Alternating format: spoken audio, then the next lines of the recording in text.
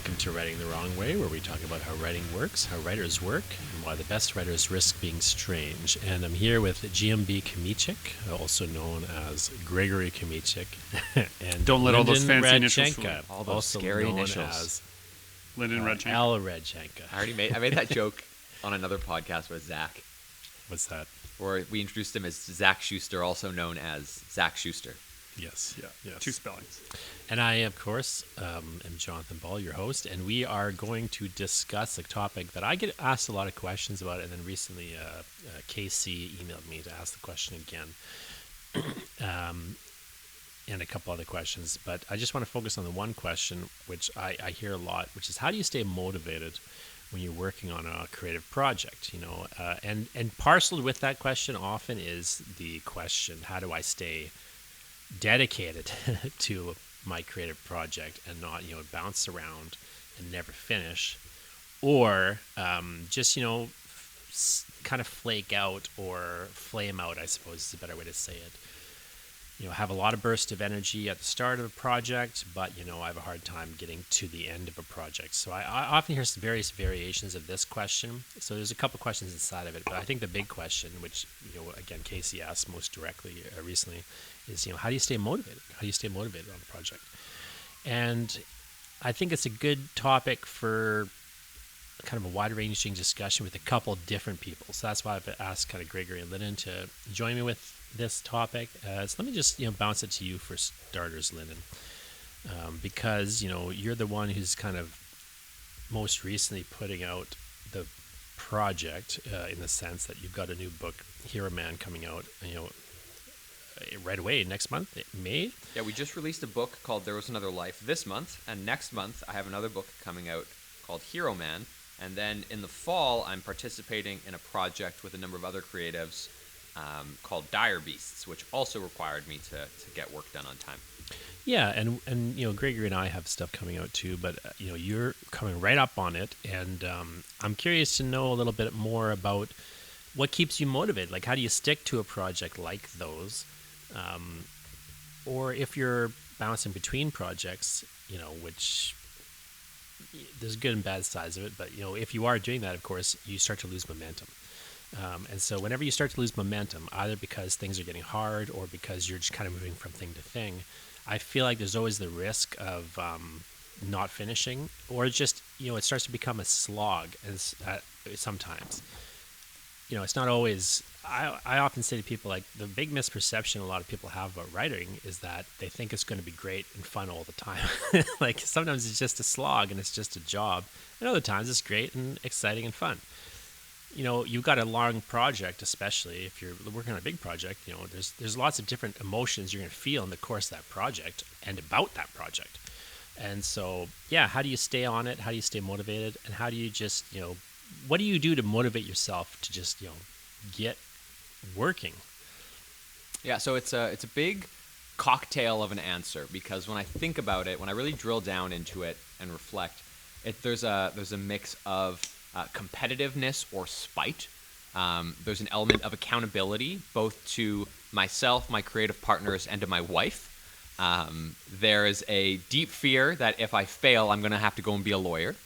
And then at the very bottom of it, I stay motivated by not telling anyone else that I'm working on something. I think there's a couple. There's a few things in there that are worth drilling down on. Yeah. So let's just start with the spite thing, because we were sort of joking before this podcast. What was the line you had, Gregory? I said, people say sometimes you accomplish projects despite a series of things, and I say no, with spite. With spite is how you complete projects. And Justin, who's also in the studio, also known as Chasing Our Work, he had a great line the little while ago about competition. Inspiration is just a fancy word for jealousy and competitiveness, and I feel like it's like creativity's dressed up, or like creativity's, what did he say? Inspiration was the word. Inspiration is like the classy word for jealousy. Yeah. Because you wish you had done it, you feel driven to do it also, but it's because you're following someone else's lead. What do you think the difference? But some people, so the thing I hear sometimes from people is they'll see something great, like they'll read something great, let's say, read a comic, read a book, and it's so impressive. And some people have the reaction that, it's inspiring to them. They want to accomplish something that great, and, that kind of drives them forward. And other people, they're so depressed that they haven't accomplished something that great. Do you think it's a personality thing on some level, or do you think there's just a different way of looking at the same thing that is kind of at the crux of it? Can I qualify that question a little bit? Like, you're asking, when we look at great works, some people go, oh, that makes me want to work. And other people say, I got nothing that's even like that, people so why should I bother? Get depressed about it. Yeah, like it's a bar that's too high or a bar they're hoping to reach. It's almost the same thing with a different perspective, but I wonder if there's a I was lesson reading there. in university, I remember reading The Count of Monte Cristo, and I was talking to my prof about it, that I was reading through this book, and I think his quote was, "Ah, yes, an excellent book. A book that begs the question, why bother to write another revenge book?" Was that George? No, it wasn't George. It was a No, but it was a something different George theater Tolson prof. said. Yeah, very much. But There is a shelf I have that has Mazzucchelli's Born Again on it, Jack Kirby's New Gods, all of Wally Wood's body of work, anything from the Mike Mignola artist editions. If I look at any of those at the beginning of my workday, I cannot draw that day. I have to go write or do something else, do graphic design, do things they haven't already proven. There's no point to try because we've already done it all. So I know that feeling. But if I've worked really hard on my illustration and then I go to that shelf and I look at it, I feel motivated to continue the next day. So it depends on when that, just for me, it depends on when that input arrives. Like those ones that I really admire, if I see it too soon, it discourages me. And if I've put in the work and then I look at it and I see this, it's like you have your target, you have your point on the map you're trying to reach, right? If one day I could get to this point, it's fine to look at it once you've started the journey, but before it's too far away. That's an interesting point, because I think sometimes if you're not doing anything, like of course it seems so far away, but maybe if you've got some momentum, then maybe it can help you stay inspired. So maybe once you're motivated, having certain works that continue to motivate you is a good way to kind of recharge the battery on a certain level. I do feel that way sometimes too. Like if I haven't written for a while and I go read Alan Moore, I'll start to get depressed about how am I going to do what Alan Moore is doing. But if I've been writing a lot and I'm happy with how the day went, then it kind of starts to feel exciting again, like to think about the same page. Part of what helps me, because I have, and for the dear listener's sake, I write for some illustrators, I illustrate for some writers, I write and illustrate my own work, I do graphic design, I do some theater, film, I do lots of different kinds of work. And lately, in the last few years, I've been thinking about my efforts as a body of work rather than an individual project at a time. I'm working on a body of work, and as long as every day I move a number of things forward a little bit, then the body of work has grown and adapted, and then it helps me stay motivated.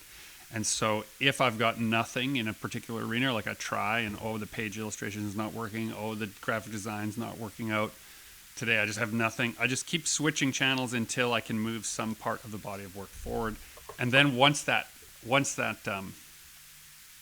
self-motivation kicks in, once you're like kind of proud of something you've done, then it's much easier to look back at your previous failures, even within that day, and say, oh no, now I can do that, and jump back in.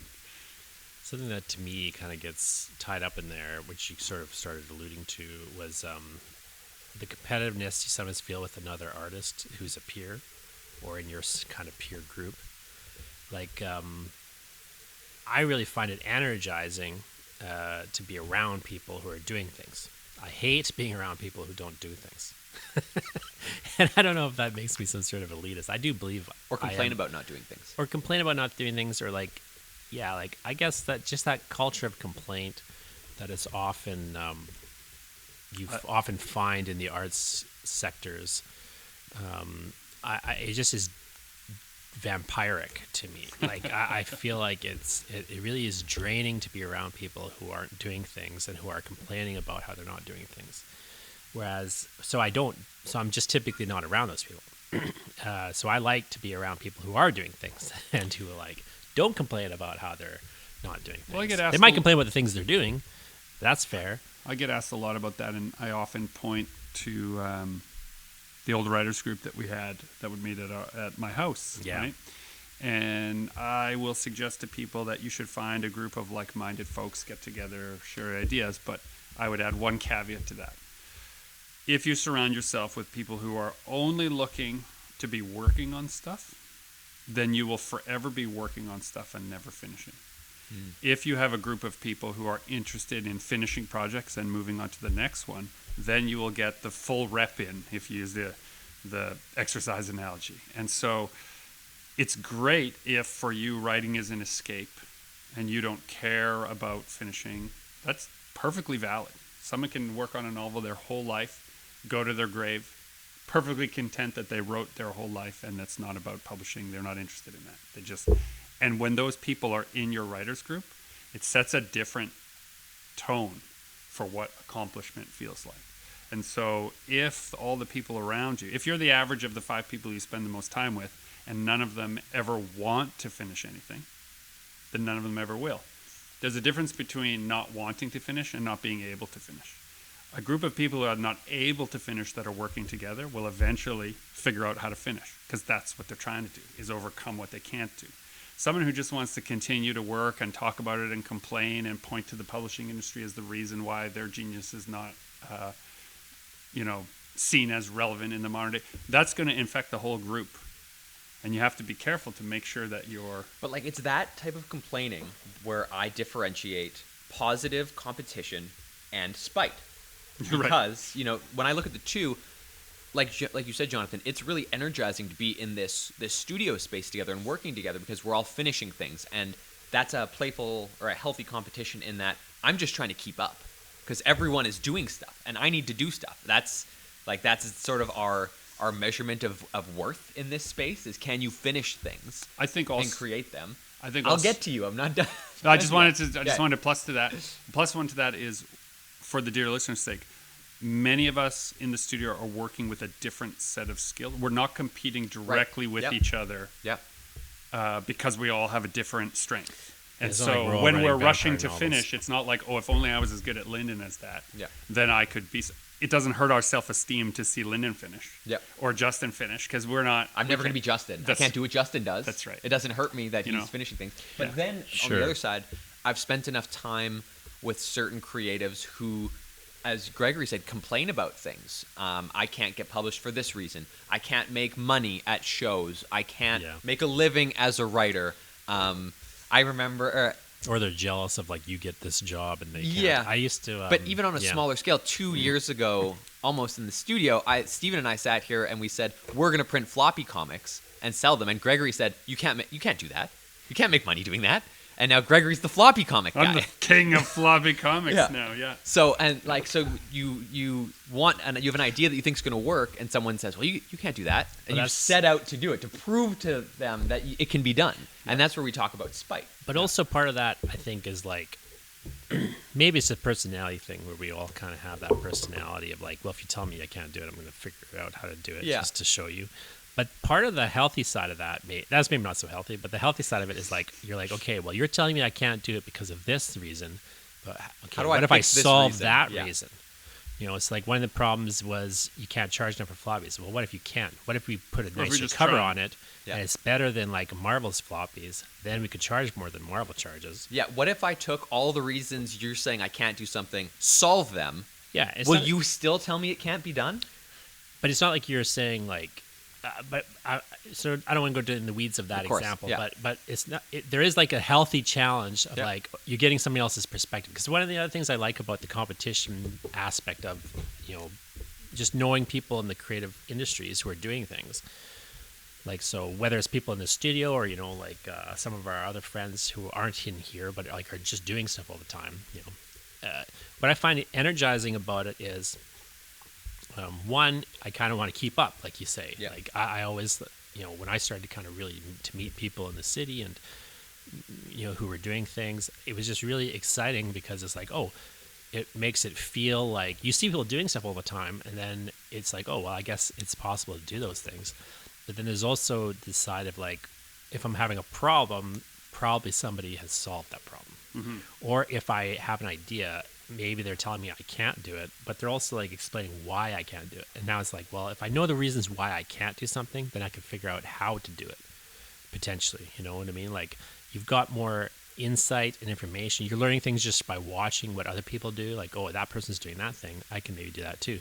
So I feel like the learning for me is a lot of the motivator. Like, I really am motivated by learning things. I like to learn. I went to school for like 17 years, university. I got 3 degrees, I really like learning things, and I like being around, other creatives who are continuing to push themselves, and keeping up, kind of requires me to learn new things. And so I find that inherently motivating just for me. Like, I like to see myself getting better is motivating.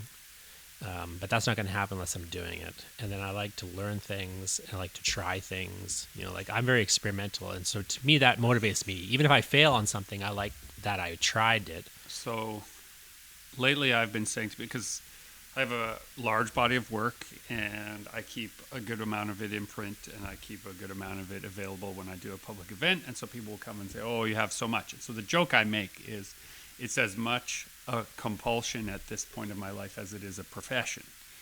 But I was talking to my wife Tara about this, who's also an artist, and here's my essential premise right now, my working thesis about the difference between a workaholic and an artist. A workaholic's motto is can't stop, and an artist's motto is can't stop, won't stop.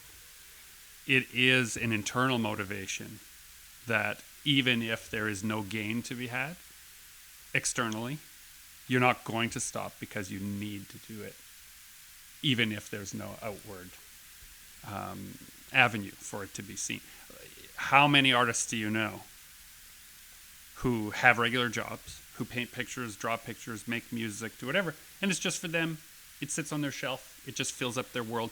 They're not going to not do it. I don't know any. Right? I know. I also don't know. You always any. talk about these people Yeah. that don't exist. Who writes a novel and never is trying to put it out? We know dozens of people. I've who never do met this. a person once who's And I ever think, done that. and I would like I'm to sure go they on exist. record as saying, I think they're very healthy, well-adjusted people as a result of having... Maybe that's why I've never met them. Right? Yeah, because they don't hang out around us. But do you know what I mean, though? Like, I've never heard of these people. He's always bringing it up. Yeah, well, so because I was thinking about this story as he was telling about it, and I'm thinking, if I was the type of person who, like, if there was no chance that I could put my work out in the world, would I bother making it? And I think the answer is no, because I'm the type of person that's just driven to, I will find an avenue to put this out in the world. That's part of... It's the See, difference between extrinsic and intrinsic motivation. If you're intrinsically motivated, you're going to make it no matter what. And if you're extrinsically motivated, you will say, what's the cost benefit? But there's no Right. way of me measuring whether or not I'm improving or like... Sure, you know. I don't find a value... You compare yourself to yesterday, you know. I don't put out most of the You work know. I make. Most of the work I make, I don't put it out, and no one sees it ever. So I would say, like, probably 70% of the stuff that I write, it goes into the black hole on my computer. Just because it doesn't... But even, I just don't feel like it's at the level I want it to be at. But even now, you're always trying to think of ways to repurpose your past work to release it. Some of it, We're but doing not a lot, not all of a it. large chunk of it right now, and have talked about doing other larger chunks of it in the past. But those are separate motivations. That's the motivation of, if I can, to use the old parlance, if I can sell you some old rope, then I don't have to make new rope. Yeah. And then now, in this horrid dystopian capital autocracy that we live in, now you can have a living based on controlling your own content. So I think that is why so much of the conversation lately has been, But I don't care. if we have our back catalog, let's re-release it. Sure. Oh, it's Yeah. been a few years, let's re-release it again. Yeah. Oh, it's been a few years, one more time. Yeah, Disney Vault. But Disney but Vault I'm not style. interested in whether or not people looking at the work. Like, that doesn't motivate me at all. So maybe I'm unique. This is why I wanted you guys here, because I think I might be unique in that motivation. Like, I don't. We're here to tell you you're not unique, Jonathan. But it's not. It's not. that's interesting our to me. sole mission in this studio. But it's not is to interesting convince To you me. erode your that you're specialness. not unique. Yeah. But, like, I want to put it out, because I think it should be put out. Like there's a level of work that I think should be put out. And so my job is to make it and put it out, or make it and not put it out, depending on the quality level. But once it's out, I don't care if anyone's looking at it. It doesn't matter to me. Yeah, because you're not. That's not my Can't job. control it anymore. Yeah. You're intrinsically motivated to accomplish a certain thing with your work, and having accomplished it in a competent way, the way you believe it should be made, the market now does everything else. That's, I think, a healthy disconnect if you're getting things published. I just think of it as, in terms of motivation, just to bring back to the motivating aspect. Talking about motivation. I feel like, I've got the job that I've signed up for is to do such and such work, is to do this creative work, right? And my job is to, make it, finish it, and then, if it is of a certain quality level, put it out. But that's where the job ends for me. I try to force myself to kind of do some marketing side of it, but I have a really hard time with it because it doesn't motivate me. But I feel like it's like I have to put it out not because I need something to come back, but because that's the job that I sign up for. Like I feel like that's part of what my service to the work is. So I'm motivated in the sense that of feeling like I feel like a servant to the work, like is the way I try to look at it. So it's like, well, I got to do all the things it demands that I do. And some days I do better than others. Drill down on that. What does the work demand of you? Well, I think that'll get us at your. I'm not saying it's always easy demands, but I feel like there's a level of like service to the work. So anyway, where I would like to tie it back to what something you said, though, Lyndon, was part of that job for me is I know it's easier to not do to not serve the work. It's too easy to get caught up in other things, like if somebody is giving you positive feedback for it. It's easy to get caught up in that, but it's also, I think, you have the temptation always of doing too many other things. I know I fall into that here and there, of just doing other things. Like, what do you mean by that? Well, like, you were talking about, you always know in the back of your mind you could be a lawyer. You always know in the back of your mind you could, go get a real job.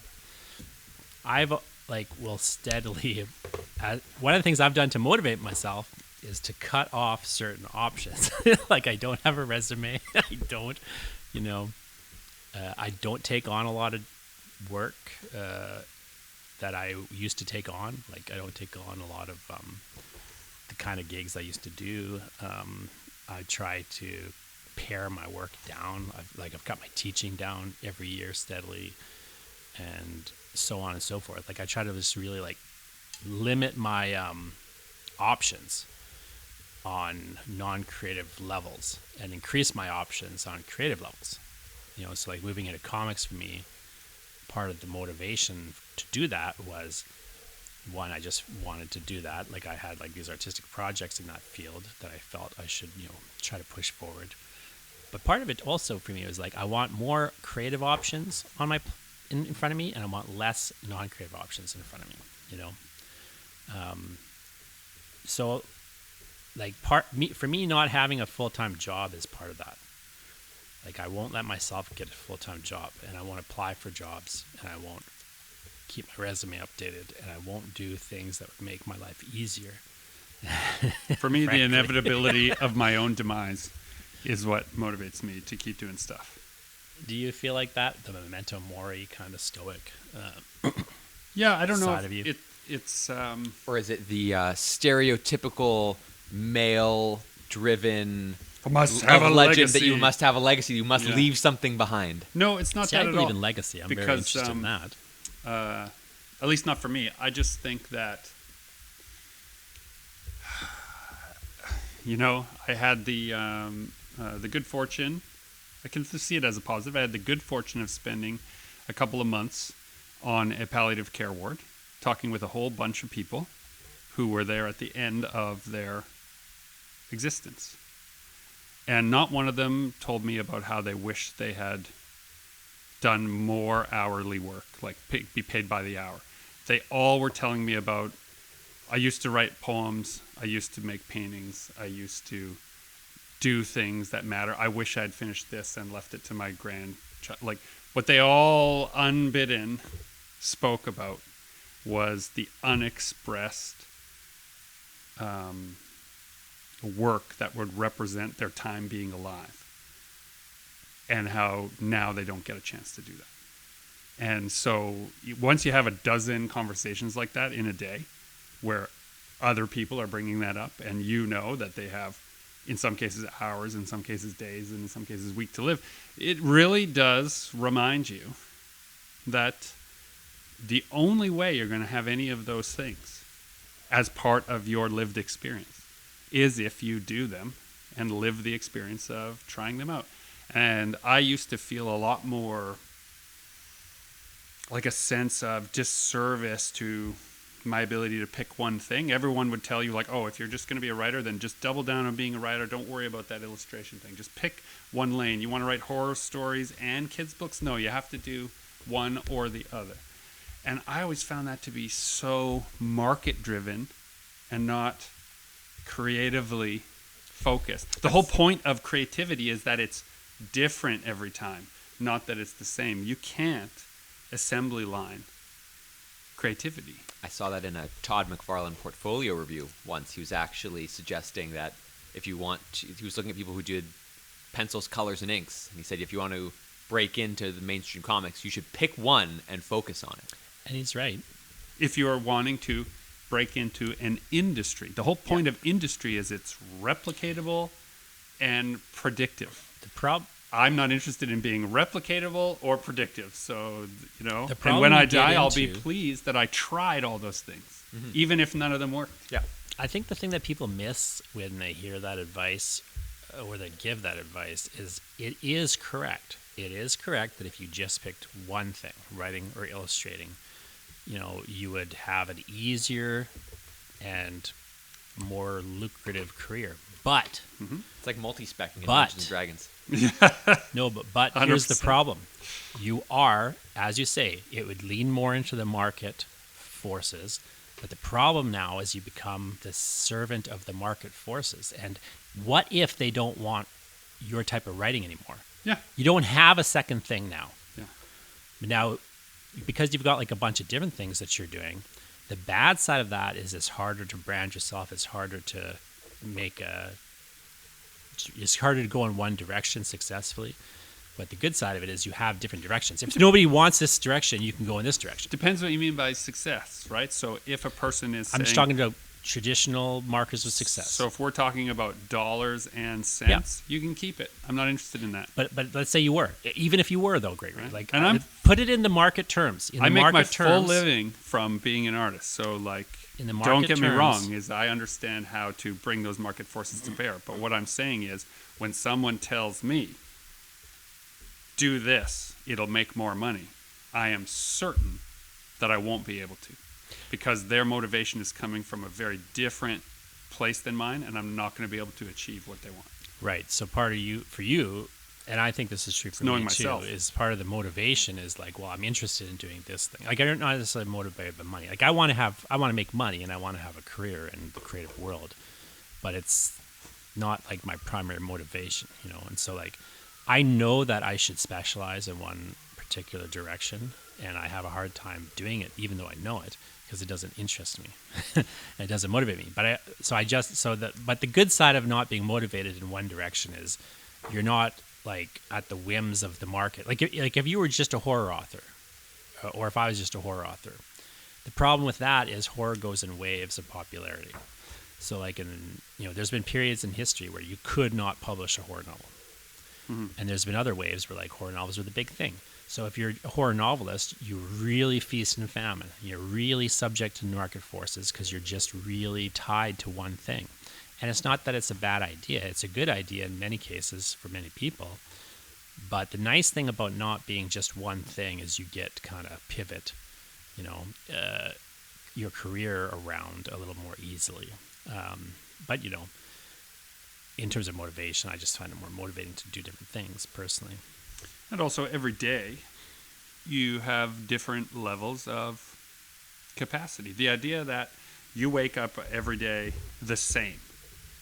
That's ridiculous, right? We're just a big bag of organs and enzymes, and like depending on what you ate, what you thought, what bad turn of events happened, How you're you different slept. the next day, Yeah. right?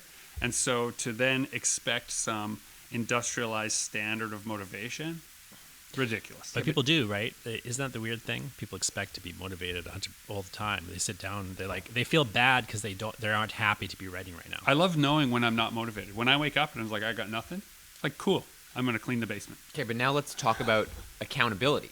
You're right. Because That's a great point. Yes. I have a house. You have a house. You have a house. You have a wife and kids. You have a wife and kids. I have a wife.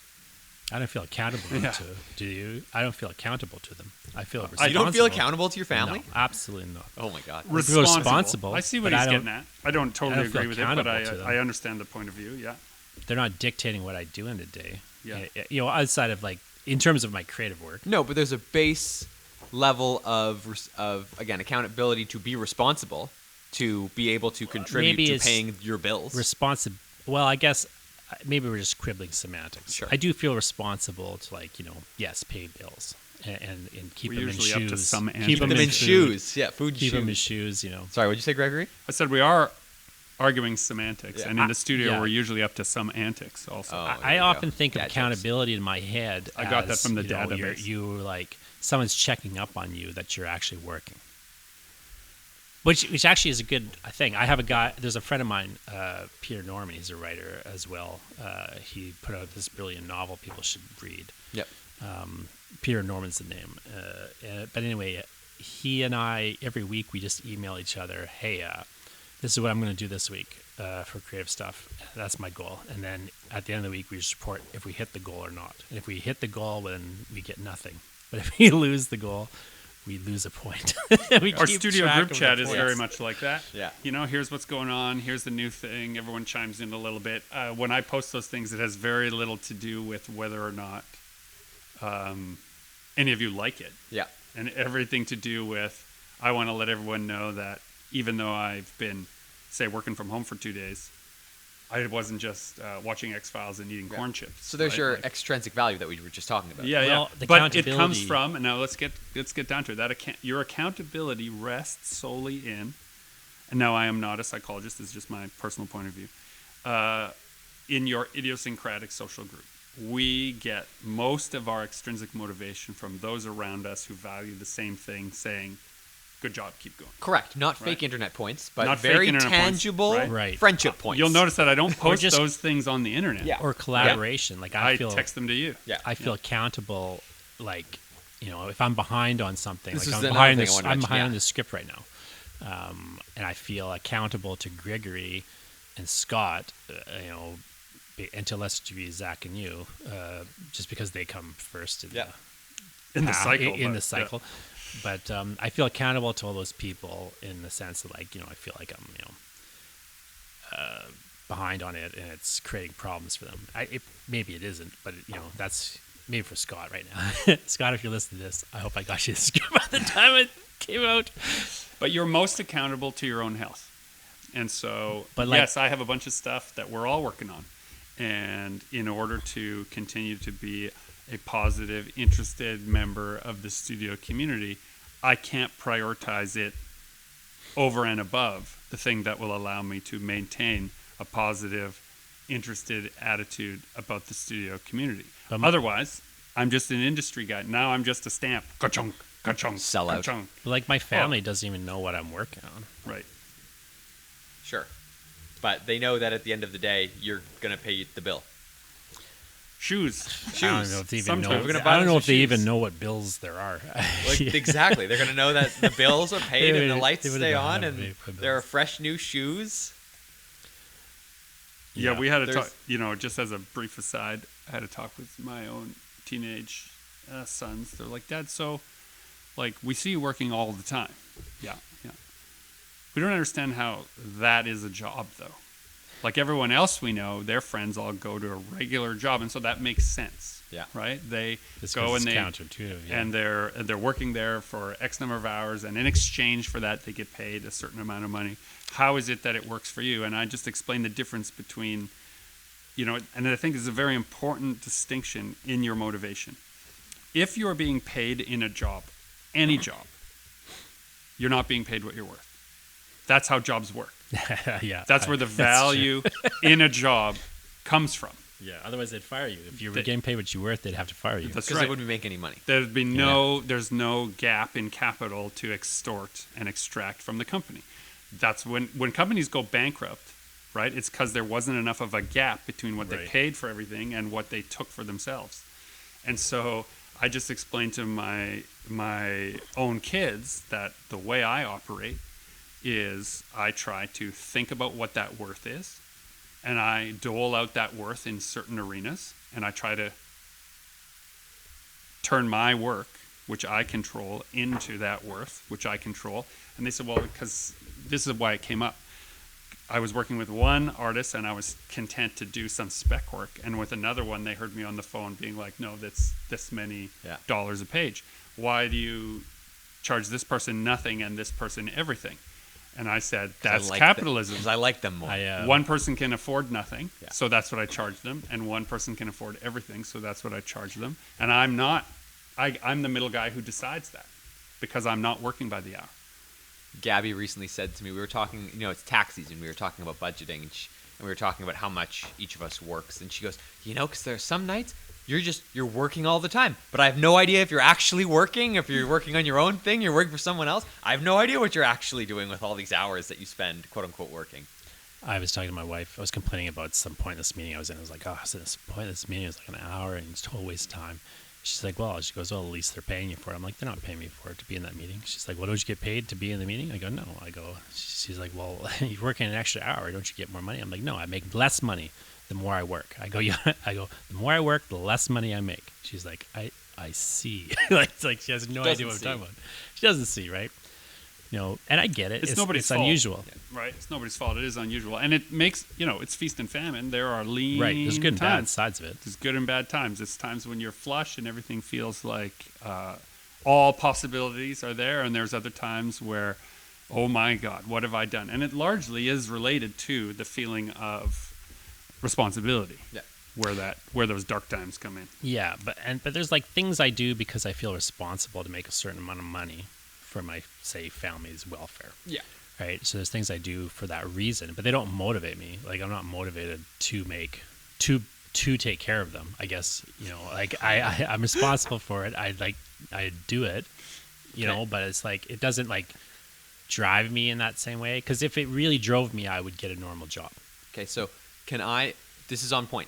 I want to pivot then, and you guys can push back on me on this if you think there's a valid reason to, but I would like to talk about how internal motivation can be tied into your perception of self-worth, in the sense that Very dangerous. When I think about, I often get asked, why did you want to become a lawyer? Why did you go to law school?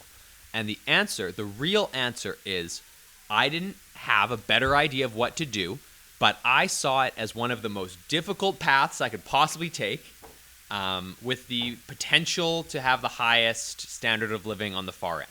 And so I picked that just as an arbitrary path of, I think I have the ability to do it, and let's not I want to push for it. Let's not undersell the power of telling your friends and family that decision and the kudos that arrive as a result. There's extrinsic value also. Yeah. Absolutely. But this idea that I picked this career path because it was difficult, and because I decided that my life was worth trying to strive for the highest or most difficult goal I could imagine. I think that's really motivating. I mean, I've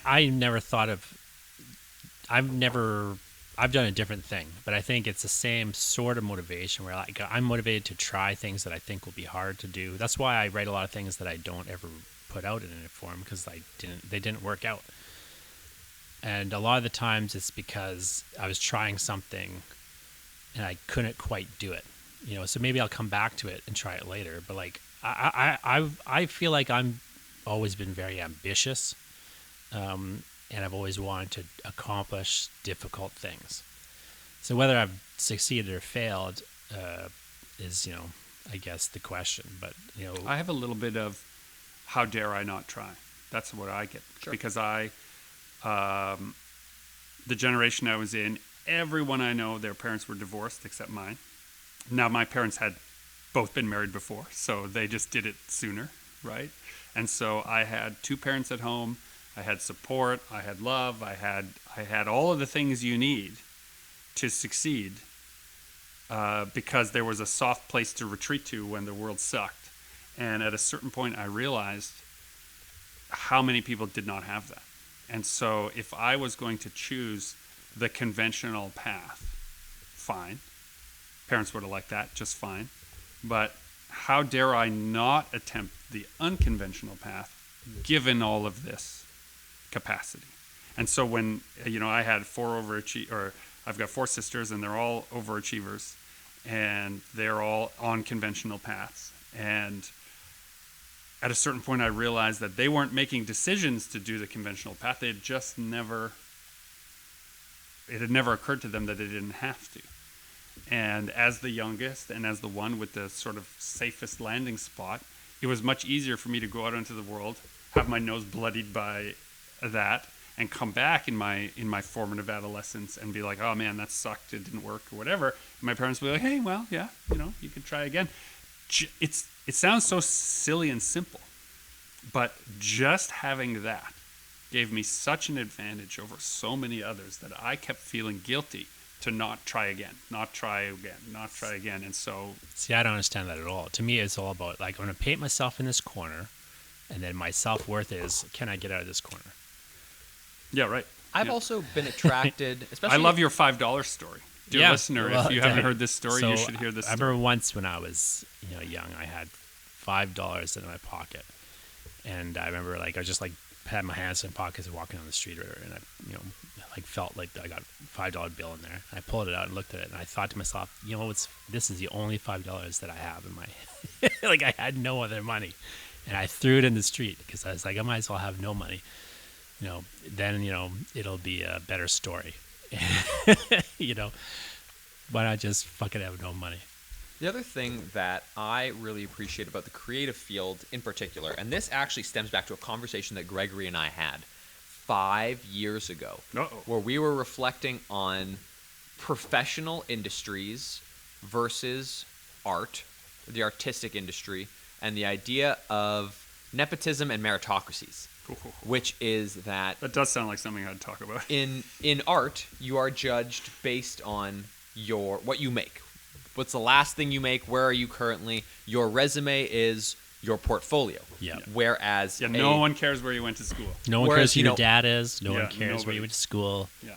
Now, to some degree, there is nepotism in every field. Yeah. That's always going to be a thing. But the people that doesn't survive... get you far in art, the people that survive in the artistic field are those that have merit in their art.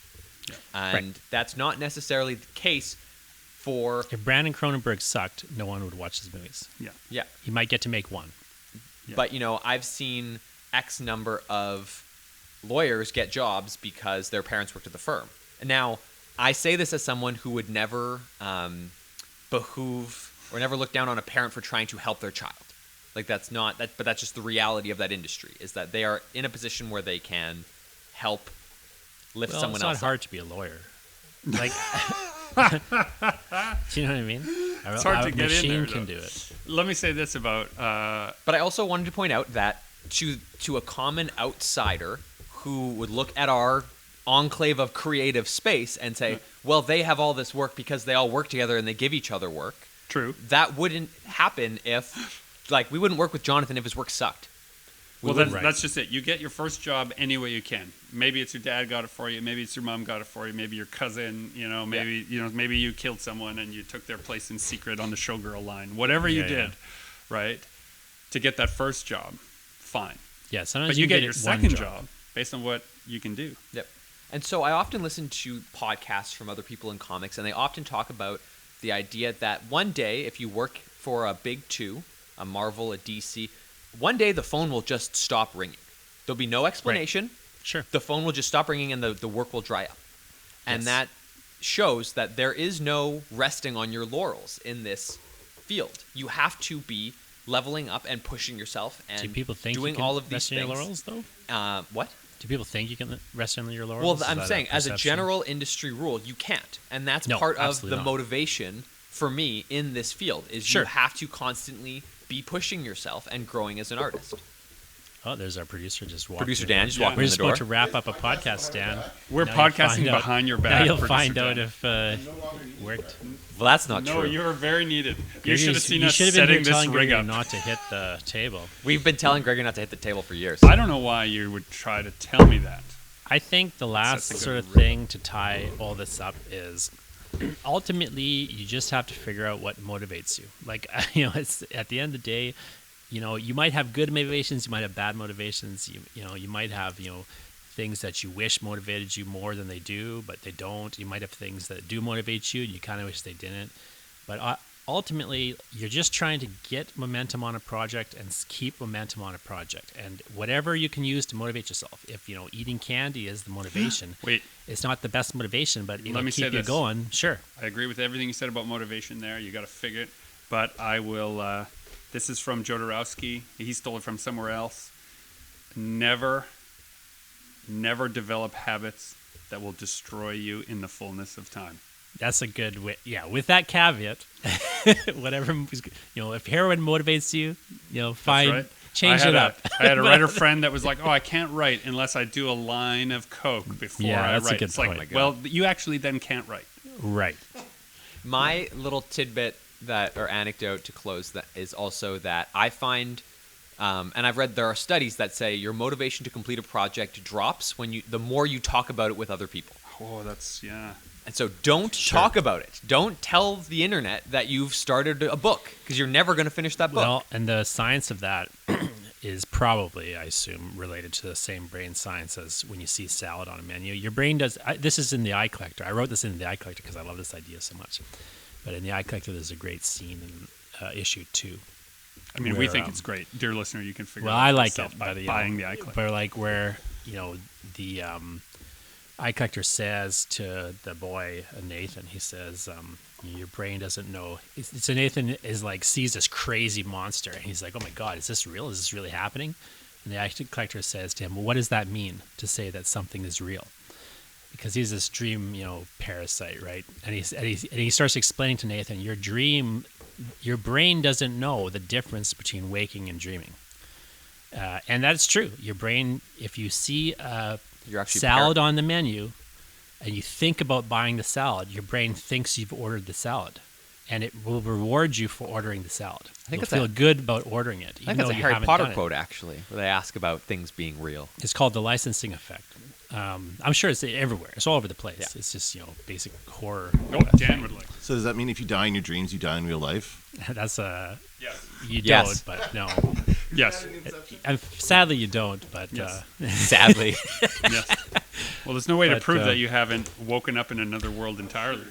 there's but there is that the problem you get into is if you start talking about it, like, oh, I've got this great idea for a book. It's like your brain is like, well, I've just written that book. Like, I don't feel the need to do it anymore because I've talked it to death. It's like I've done it.